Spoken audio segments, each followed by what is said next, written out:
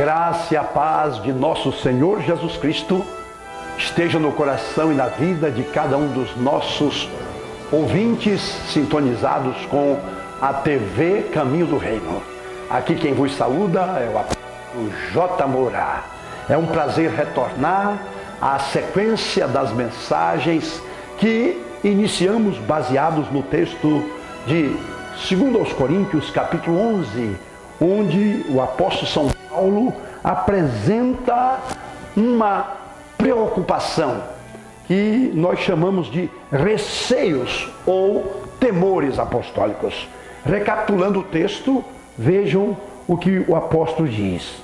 Porque zelo por vós, com zelo de Deus, visto que vos tenho preparado para vos apresentar como virgem pura a um só esposo, que é Cristo. Contudo, eu tenho um receio que, assim como a serpente enganou a Eva com a sua astúcia, assim também seja corrompida a vossa mente e se apartem da simplicidade e pureza devidas a Cristo. Se na verdade, vindo alguém, prega outro Jesus que não temos pregado, ou se aceitais espírito diferente que não tendes recebido, ou ainda evangelho diferente que não tendes abraçado, a esse de boa mente o tolerais. Então aqui está uma síntese daquilo que preocupava o coração do apóstolo dos gentios. Paulo, o homem que Deus usou para dilatar as fronteiras do evangelho para além daquilo que estava na mente de alguns, que o evangelho seria apenas uma inovação do judaísmo, acrescentado com a tônica do Messias. Então, o evangelho que gerou um povo chamado igreja seria apenas mais uma seita judaica messiânica, composta daqueles que acreditaram ser Jesus de Nazaré, o Messias prometido das Escrituras do Antigo Testamento. E agora o apóstolo São Paulo sintetiza os seus 3 principais receios, sobre os quais já apresentamos 2. O primeiro é que os irmãos pudessem ser corrompidos no seu entendimento para receber, acreditar num outro Jesus que não aquele que tinha sido pregado pelos apóstolos. E a seguir apresenta o segundo receio, que já abordamos a temática, que eles também se abrissem para receber um espírito diferente daquele que foi ministrado, o Espírito Santo de Deus, o Espírito da promessa do Pai. Também sobre isto já falamos. Hoje vamos abordar o terceiro e último receio exposto no texto lido. O receio de que eles também recebessem um evangelho diferente, ou abraçassem um evangelho diferente daquele que os apóstolos ministraram, autorizados por nosso Senhor Jesus. Evangelho diferente. Então essa expressão, ela nos convida a uma reflexão profunda. Porque aqui nós temos princípios fundamentais da verdade da fé cristã, sobre as quais toda a nossa vida, toda a nossa caminhada histórica como povo de Deus, nestes 2 milênios, desde que Cristo veio, temos sido edificados, temos construído a nossa fé, a nossa esperança, os nossos relacionamentos e a nossa expectativa futuro glorioso na consumação de todas as promessas realizadas em Cristo Jesus.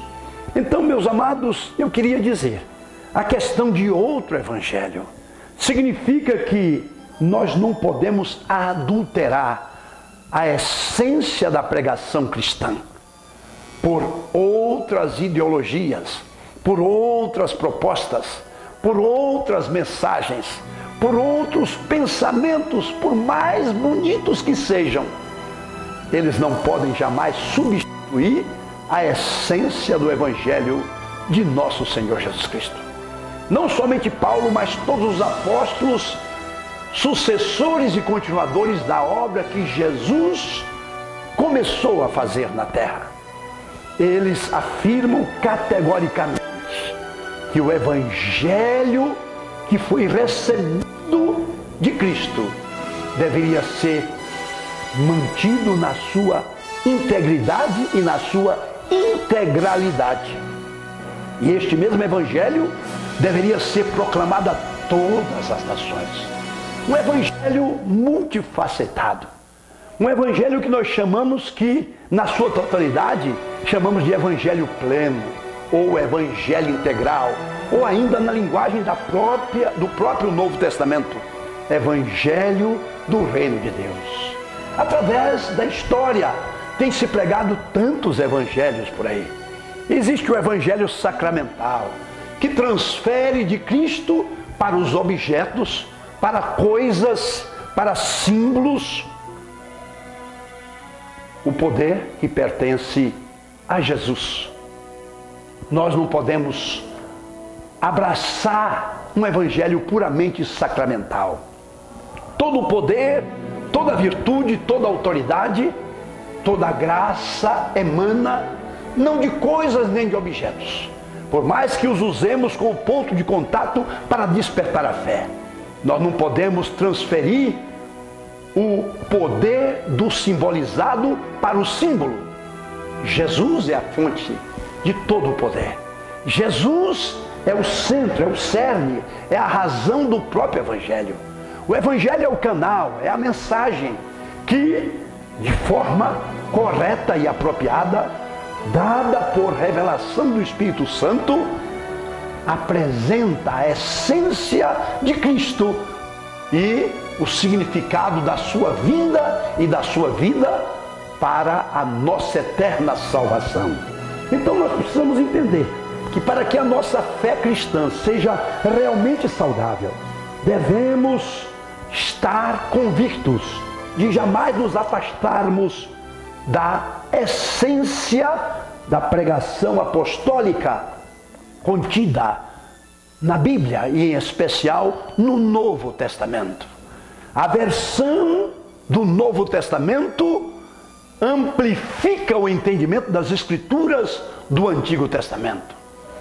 Então, existe até um corolário muito interessante, pronunciado por São Jerônimo, possivelmente. Ele dizia que o Novo Testamento no Antigo está velado e o Antigo Testamento no Novo está revelado. Então, aqui nós temos não uma guerra civil entre os dois testamentos, ou os dois livros maiores que integram a Bíblia Sagrada, Antigo e Novo Testamento. Mas temos o quê? Um sendo completado, complementado, iluminado pelo outro. E no caso, a luz maior está no Novo Testamento. No dizer do escritor da carta aos Hebreus, capítulo 1, está no capítulo 1 dizendo que antigamente Deus falou aos pais de muitas maneiras, pelos profetas. Mas a nós nos falou nestes últimos dias por Jesus Cristo, o Filho a quem constituiu sobre todas as coisas. Significa que a última palavra, a revelação maior, plena, transbordante, veio através de Jesus Cristo. Não há uma revelação maior além daquela que está consubstanciada nas páginas do Novo Testamento. Então, se queremos ter uma fé saudável, precisamos ter uma fé bíblica, especialmente neotestamentária. Aqui na carta aos Gálatas, capítulo 1, o apóstolo faz uma outra colocação. Ele diz que haviam aqueles, no capítulo 1, a partir do verso 7, que tinham se infiltrado no seio da igreja e que estavam perturbando e pervertendo o Evangelho de Cristo. E aí ele faz uma afirmação categórica dizendo o seguinte: mas ainda que nós mesmos, ou um anjo vindo do céu, não era do inferno, era do céu, vos pregue evangelho que vá além daquele que vos temos pregado, seja anátema. Anátema quer dizer maldito. E ele continua dizendo: assim como já dissemos, reiterando a mesma proposta. E agora repito: se alguém vos prega evangelho que vá além daquele que recebestes, seja anátema. O que significa anátema? Maldito. Maldito. Alguém que não merece crédito. Porque o evangelho que pregamos é o evangelho da graça, é o evangelho da salvação, é o evangelho do reino, é o evangelho da reconciliação, é o evangelho do perdão. Evangelho significa boas novas, boas notícias, que Deus em Cristo Jesus reconcilia graciosamente. Graça significa favor imerecido, aquele que crê no sacrifício substitutivo do Filho de Deus no Calvário, tomando sobre si nossos pecados, dores, maldições. Eliminou totalmente isto pela sua justiça, pela sua graça, pelo seu sacrifício, e colocou em nossa conta a graça, o favor imerecido de Deus, que nos torna seus filhos, que nos reconcilia com o Pai e que nos abre o caminho para uma entrada ampla no reino de Deus, para a vida eterna em Cristo Jesus nosso Senhor. Então, qual é a substância deste evangelho? Aqui em 1 Coríntios capítulo 15, Paulo diz que o evangelho por ele pregado, o evangelho que ele recebeu, olha bem, antes de tudo vos entreguei o que também recebi, a partir do verso 3 do capítulo 15 de 1 Coríntios, que Cristo morreu pelos nossos pecados, segundo as Escrituras, que foi sepultado e ressuscitou ao terceiro dia, segundo as Escrituras.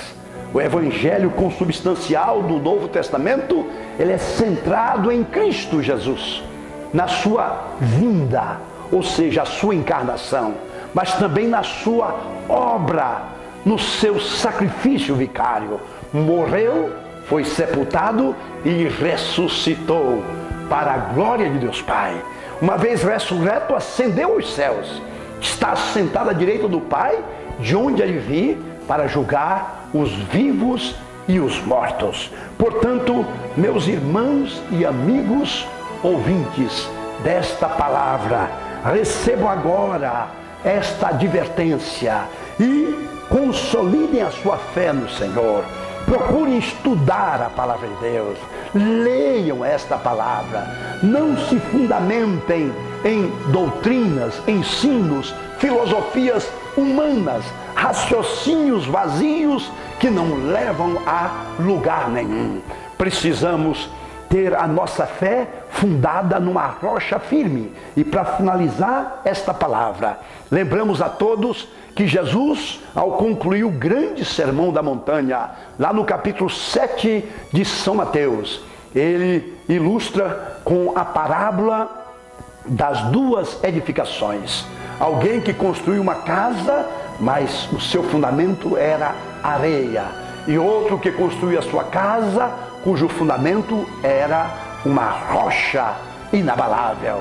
E Jesus conclui dizendo que aquele que edifica sobre areia é o que ouve a palavra do Evangelho, a palavra de Deus, a palavra da vida, mas não encarna, mas não pratica, mas não consolida a sua fé nas verdades do Evangelho.